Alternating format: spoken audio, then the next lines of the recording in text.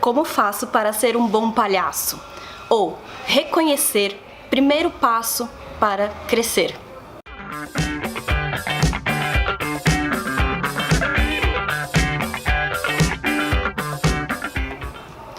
Algumas pessoas me perguntam em workshops: Karina, como é que eu faço para ser um bom palhaço?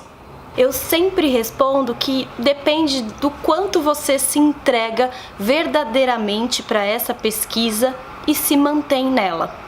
Porque executar bem uma ação, uma cena de palhaço, não é uma coisa tão complicada. Você vai lá, faz um roteiro, assiste algumas coisas, busca algumas referências, ensaia, prepara, às vezes até chama alguém para ter o olhar de fora, para dirigir a cena, e a coisa acontece, funciona.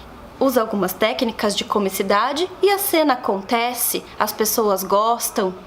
Mas será que isso realmente torna a pessoa um bom palhaço? Claro que tudo isso que envolve uma cena preparada é muito bacana, o olhar de fora, o estudo, mas o que torna um palhaço profissional é a continuidade da pesquisa. Assim como em todas as profissões, se manter em uma profissão depende de um estudo diário, de um treinamento diário, de se colocar em risco diariamente. Sempre buscar mais, se colocar diante do não sei o que fazer. Os momentos onde algo dá errado em um improviso é quando é despertado no artista um estado de alerta. E esse estado desperta uma perspicácia para sair daquela situação, um estado de urgência. E ali nesse estado é que às vezes se encontra grandes respostas e que se consegue transformar angústia em alegria. É lidar com os problemas com tranquilidade e alegria. Quando um cenário cai em meio a uma apresentação, por exemplo, muitas vezes isso desperta um desespero em toda a equipe. Mas o palhaço, a palhaça, olha para aquilo e encontra uma grande oportunidade de improviso. E de repente aquele cenário que caiu é um grande sinal de que há poderes ali naquele espaço, de que o próprio palhaço tem poderes e fez o cenário cair, ou a plateia, foi a energia da plateia que fez aquilo acontecer. É essa flexibilidade do artista de ir de um estado para o outro, né, de um problema para alegria, de uma angústia para alegria, ela acontece devido, claro, à experiência e à insistência em se manter naquele trabalho, naquela pesquisa. Todo mundo sabe das dificuldades de ser artista nesse país.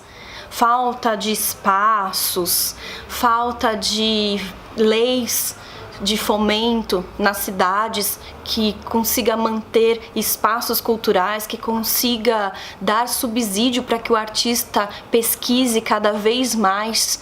Todo mundo sabe da dificuldade, mas a gente não para na dificuldade. A gente vai além dela. Não estou dizendo isso que é para a gente se acomodar. Não, cada dia a gente tem que lutar mais para que essas leis, para que esse incentivo, para que essa valorização do artista aconteça. Mas se a gente parar na dificuldade, a gente desiste de pesquisar, de estudar e de continuar. E de crescer. O estudo da palhaçaria, ela não pode se acomodar nunca. Não é porque uma cena, como eu disse lá no princípio, funcionou, aconteceu, despertou interesse na plateia, despertou riso, é que ela vai dar certo sempre. Às vezes o que funciona com uma plateia não funciona com a outra. E quando isso acontece, é muito interessante, porque é entender a dificuldade, o erro, reconhecer para reestruturar e tornar a falha um aprendizado. Esse trabalho é cotidiano. Eu disse quando se está em cena, mas não. Na verdade, a gente faz isso a cada dia de ensaio, a cada situação, a cada relação com o outro. E assim também acontece numa análise. No setting analítico, são jogadas ali provocações, perguntas, questões, silêncios que vão reverberar na vida do analisando durante todo o resto da semana. E é fora do setting analítico, na vida cotidiana, que o analisando vai reconhecer, refletir e agir conforme essas reflexões. O autoconhecimento é busca árdua e diária.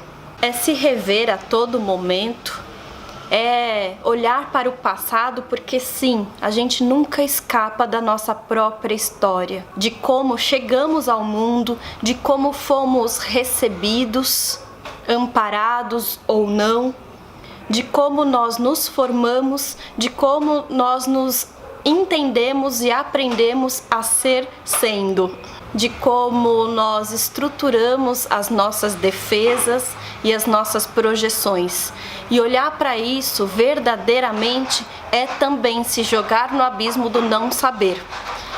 Os analistas dizem que às vezes as melhores sessões são aquelas que o analisando nem sabia o que estava fazendo ali direito, nem sabia o que dizer, talvez porque estivesse livre um pouco dos seus mecanismos de defesa e expôs conteúdos sem pensar muito, sem estruturá-los.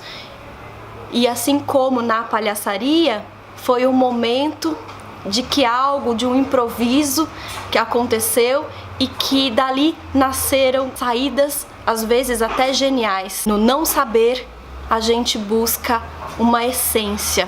Esse espaço de vazio, de não saber, é apavorante, tanto para o palhaço como para o analisando, porque nesses espaços também a gente encontra muito conteúdo que a gente se surpreende. Tem conteúdos de egocentrismo, conteúdos de ambição, conteúdos de competitividade, enfim, coisas belas e coisas não tão belas.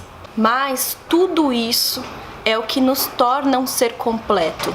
Esse encontro com o vazio nos faz nos encontrarmos conosco mesmo. A gente passa a vida toda em busca de completude, de plenitude. Alguns dizem a frase em busca de ser feliz, e a maior parte do tempo a gente passa buscando isso no outro, nos objetos. É muito comum isso porque isso faz parte da nossa história. Quando nós nascemos e ficamos dependentes do outro. É o outro que nos acolhe, é o outro que nos dá carinho ou não, é o outro que nos alimenta. Então a gente tem isso na nossa própria história. Buscar o que nos falta, o alimento que nos falta no outro. E acabamos por pensar que as respostas estão nos outros. Na análise também a gente percebe que o nosso vazio pode ser preenchido por nós mesmos e que sempre haverá um vazio, sempre haverá falta, porque falta também é o que nos faz desejar e não tem como viver sem desejar. Então, se alguém novamente vier me perguntar: Karina, como é que eu faço para ser um bom palhaço?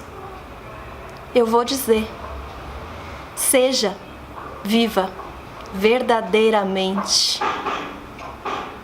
Muito obrigada pela atenção de vocês nesse vídeo. Acompanhem os outros vídeos do canal, curtam, comentem, se inscrevam no canal, ajudem a divulgar esse trabalho que tem sido de um grande movimento para mim nessa época em que a gente está privado de tantas coisas, mas não de conhecimento.